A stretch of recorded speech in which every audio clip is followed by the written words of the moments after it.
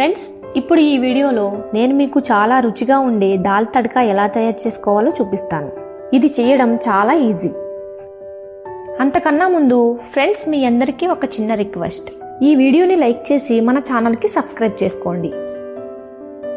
ముందుగా ఒక కుక్కర్ని తీసుకొని అందులో కడిగిన పావు కప్పు శనగపప్పు, పావు కప్పు ఎర్ర కందిపప్పు, పావు కప్పు కందిపప్పు, పావు కప్పు బఠానీ, 2 పచ్చిమిర్చి, 2 టమాటాలని ముక్కలుగా చేసుకొని వేసుకోవాలి. అలాగే ఇందులో ఒక ఉల్లిపాయ, కొద్దిగా ఆయిల్, పావు టీ స్పూన్ కారం, పావు టీ స్పూన్ పసుపు, పావు టీ స్పూన్ ధనియాల పొడి, పావు టీ స్పూన్ జీలకర్ర పొడి, తగినంత ఉప్పు వేసుకోవాలి. ఇప్పుడు ఇందులో సరిపడా నీళ్లు పోసుకొని మూత పెట్టుకోవాలి.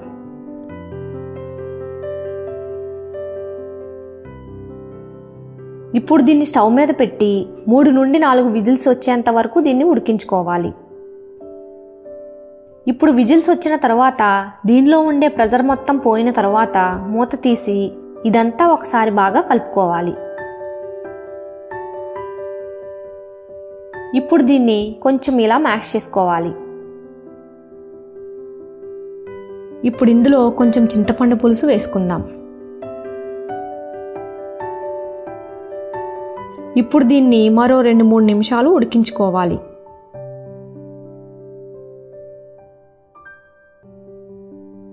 తర్వాత ఇప్పుడు దీన్ని తాలింపు పెట్టుకుందాం. దీనికోసం స్టవ్ మీద ఒక గిన్నె పెట్టి అందులో 2 టేబుల్ స్పూన్ల ఆయిల్ వేసుకోవాలి. ఇక్కడ కావాలనుకుంటే దీనిలో మీరు ఆయిల్ బదులు నెయ్యి కానీ వెన్న కానీ వేసుకోవచ్చు. ఇప్పుడు ఇందులో జీలకర్ర, ఆవాలు, శనగపప్పు, మినప్పప్పు, వెల్లుల్లి, కరివేపాకు, 2 ఎండుమిర్చి, కొంచెం కొత్తిమీర వేసుకోవాలి. ఇప్పుడు చివరగా దీనిలో కొంచెం ఇంగువ వేసుకోవాలి. దీన్ని ఒకసారి బాగా కలుపుకోవాలి. ఇప్పుడు దీన్ని మనం ముందుగా ఉడికించుకున్న పప్పులో వేసుకోవాలి. ఇప్పుడు చివరగా ఇందులో కొత్తిమీర వేసి బాగా కలుపుకోవాలి. అంతేనండి, మనకు రెస్టారెంట్లో చేసే చాలా రుచికరమైన దాల్ తకడా రెడీ అయినట్లే.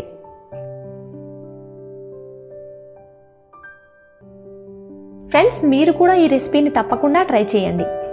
ఇది మీకు ఎలా వచ్చిందో నాకు కామెంట్లో తప్పకుండా తెలియజేయండి. ఇది మీకు నచ్చినట్లయితే ఈ వీడియోని మీ ఫ్రెండ్స్ అందరికీ షేర్ చేయండి. ఈ వీడియోని లైక్ చేసి మన ఛానల్కి సబ్స్క్రైబ్ చేసుకోండి. Thanks for watching.